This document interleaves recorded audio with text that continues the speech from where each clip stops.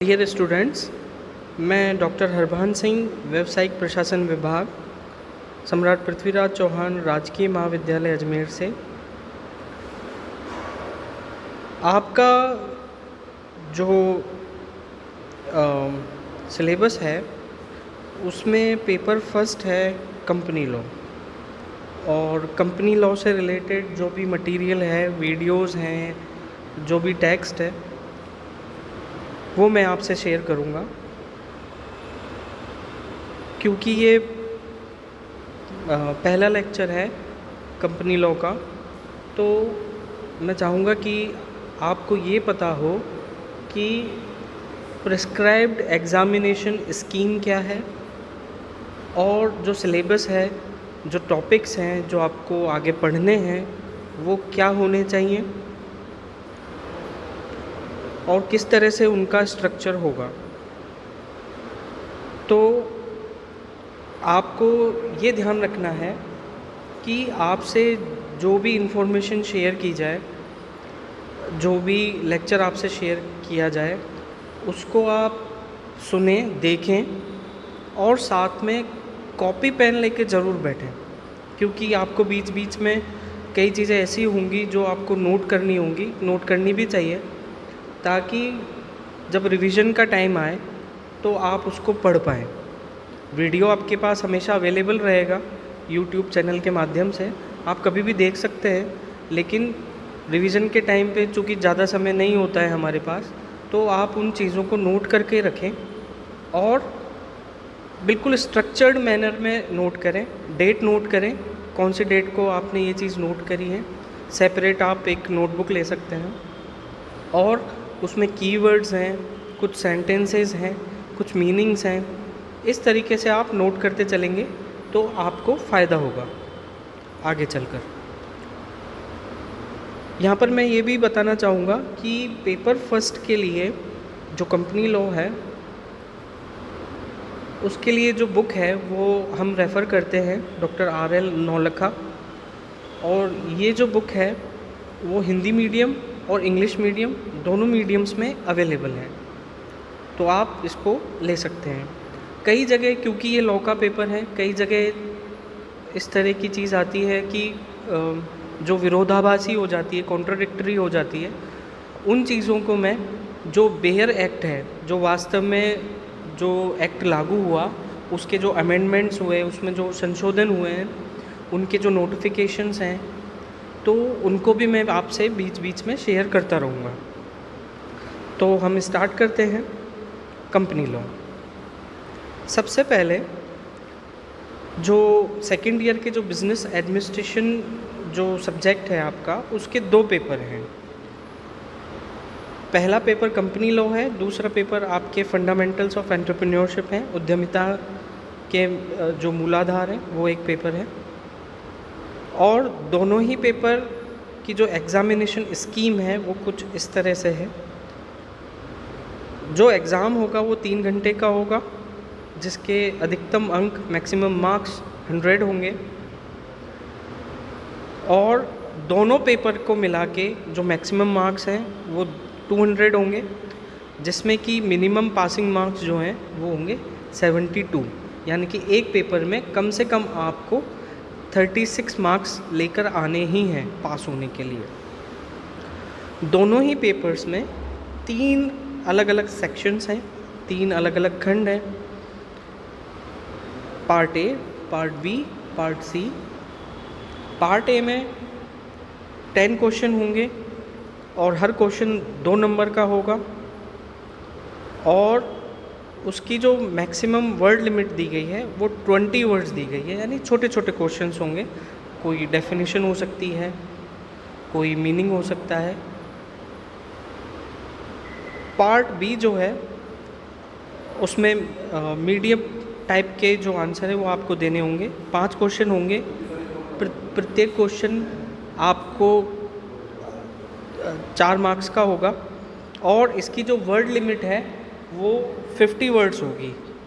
Word limit का हमको ध्यान इसलिए भी रखना है क्योंकि यूनिवर्सिटीज़ अब सप्लीमेंट्री कॉपीज़ इश्यू नहीं करती है, तो आपके पास लिमिटेड स्पेस है किसी भी आंसर को देने के लिए। ऐसा ना हो कि आपने कोई आंसर बहुत ज़्यादा बड़ा लिख दिया है और बाकी के आंसर्स के लिए आपको है ना जगह नहीं मिली है, ऐसा नहीं होना चाहिए।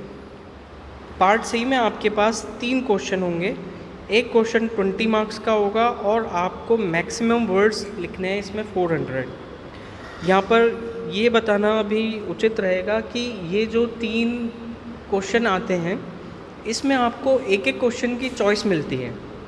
हर यूनिट में से एक एक क्वेश्चन आएगा, आपको अटेम्प्ट एक क्वेश्चन करना है, लेकिन चॉइस में एक और क्वेश्चन आपके पास आएगा, उन 2 में से कोई एक क्वेश्चन आपको अटेम्प्ट करना है। तो इस तरीके से आपकी ये एग्ज़ामिनेशन स्कीम है जिसको ध्यान में रखते हुए आपको अपने आगे की तैयारी करनी है। अब मैं आता हूँ सिलेबस पे। आपका जो सिलेबस है 3 यूनिट्स में विभाजित है। कंपनी के बनने से लेकर कंपनी के लिक्विडाइजेशन तक की बात हम इन तीनों यूनिट्स में करेंगे। कंपनी एक कॉरपोरेट पर्सनैलिटी है, तो कंपनी को कैसे बनाया जाएगा, कंपनी के प्रकार क्या हैं, what are the kinds of companies, company का प्रमोशन कैसे करेंगे, उसका इनकॉर्पोरेशन कैसे होगा, वो अस्तित्व में कैसे आएगी, memorandum of association, article of association और प्रोस्पेक्टस, मतलब पार्षद सीमा नियम, पार्षद अंतर नियम और प्रविवरण, ये क्या हैं और इनकी डिटेलिंग किस तरह से करनी है, कौन सा सेक्शन किस तरह से डील करता है, ये सब चीज़ें हमको यूनिट फर्स्ट में पढ़नी है। सेकेंड यूनिट की जब हम बात करेंगे तब हम बात करेंगे शेयर से। शेयर कैपिटल क्या है, उसके जो मेंबर्स हैं वो कौन हैं, क्या उनकी एलिजिबिलिटी है, उनकी कैपेसिटी क्या है, ट्रांसफ़र और ट्रांसमिशन किस तरह से होता है, डिबेंचर्स यानी कि ऋण पत्र क्या हैं, और जो कंपनीज़ हैं उनकी बोरोइंग पावर्स क्या हैं, यानी वो कितना उधार ले सकती हैं, उससे रिलेटेड क्या क्या प्रोविजंस हैं। इसके बाद सेकेंड यूनिट में ही आपके director, managing director, whole time director, जितने मेन टाइप्स जो डायरेक्टर हैं वो आपको पढ़ने हैं, उनके राइट्स, उनकी ड्यूटीज़, उनका अपॉइंटमेंट, उनकी लाइबिलिटीज़, उनका रेम्यूनरेशन यानी कि उनका जो भत्ता है वो किस तरह से तय किया जाना है, उनको कितना दिया जाना चाहिए, इससे रिलेटेड प्रोविजंस। इसके बाद आता है कंपनी इन्वेस्टिगेशन। कंपनी में यदि किसी समस्या अगर आती है इंटरनल मैनेजमेंट से रिलेटेड, इंटरनल मैनेजमेंट भी इसका एक पार्ट होता है, उससे रिलेटेड कंपनी का इन्वेस्टिगेशन यानी कि अन्वीक्षण, प्रिवेंशन और ऑपरेशन एंड मिसमैनेजमेंट। कंपनी में किन किन तरह की समस्या आ सकती हैं, प्रबंधन से जुड़ी हुई क्या क्या समस्या है, उनसे रिलेटेड इसमें प्रोविजंस, रूल्स, रेगुलेशन और गाइडलाइंस हमको पढ़नी है। अब आती है तीसरी यूनिट, थर्ड यूनिट, कंपनी की मीटिंग्स। कंपनी का जो